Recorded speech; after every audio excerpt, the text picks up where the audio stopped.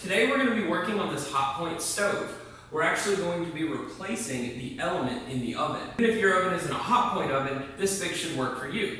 The elements are actually really easy to tell if they go out. There will either be burn marks on it or it'll be broken in half completely. After the stove is unplugged, we're going to remove these two racks one at a time.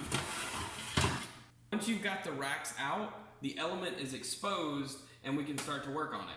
Alright, so there are two screws back here that we're going to unscrew. We got the first one out. Now let's get the second one out.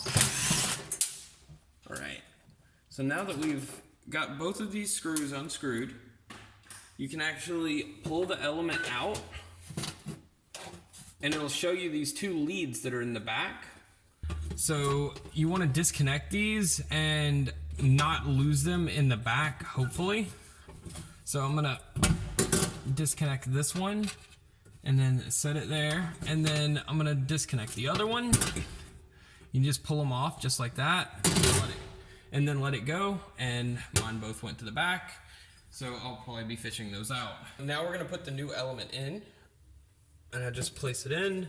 Once you set it down, you connect the leads. So first I'm gonna connect this one.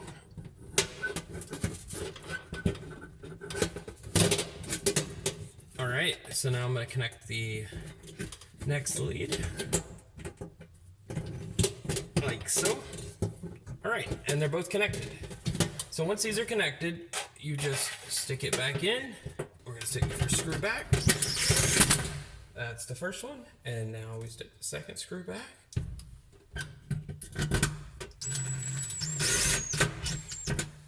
Now it's firmly in place, and now we just put the two racks back in.